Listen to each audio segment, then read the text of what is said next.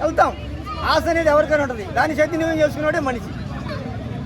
Big boss లో నిజంగా నిరూపించుకునే chance ఉందంటారా సార్? బిగ్ బాస్ అంతా స్క్రిప్టెడ్ అంటున్నారు కదా, నిజంగా నిరూపించుకునే అంత ఛాన్స్ ఉందంటారా బిగ్ బాస్ లో? నిరూపించుకునే ఛాన్స్ ఉందంటారా? ఆడియన్స్ అంటే పిచ్చోళ్ళు కదా, వేస్తారు. నీకు బయటకు వచ్చినా కదా నీ అవకాశం నీకు ఉంటుంది. ఎందుకంటే బిగ్ బాస్లో లేనివాళ్ళు, బిగ్ బాస్లో లేనివాళ్ళు, బిగ్ బాస్లో సెలబ్రిటీగా పోయినోళ్ళు ఇవాళ ఖాళీగానే ఉన్నారు. బిగ్ బాస్కి వెళ్ళిన వాళ్ళు మంచోళ్ళు అయితే వాళ్ళకి బయట అవకాశాలు పోలేని వచ్చినాయి. అవకాశాల గురించి కాదు కానీ బిగ్ బాస్ స్క్రిప్టెడ్ అంటే బిగ్ బాస్ ఏది చెప్తే అదే చేయాలి. బిగ్ బాస్ ఏది చెప్తే అదే చేయాలంటే ఫస్ట్ స్టార్టింగ్ నుంచి బిగ్ బాస్ ఏది చెప్తే అదే చేస్తున్నారు. 9 సీజన్స్ కూడా అదే.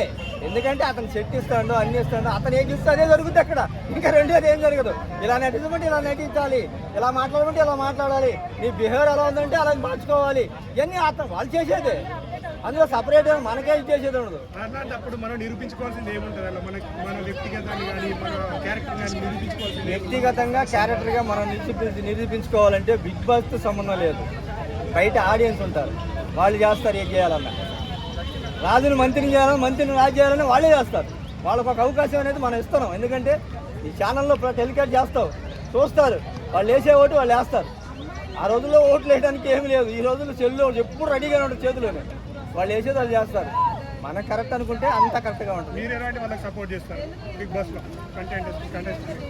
నేను ఎలాంటి వాళ్ళకి సపోర్ట్ చేస్తానంట, వ్యక్తిగతంగా మనిషి మంచోడే అయ్యండి, తన బిహేవియర్ బాగుంటే నేను వాళ్ళకే సపోర్ట్ చేస్తాను. నటనలో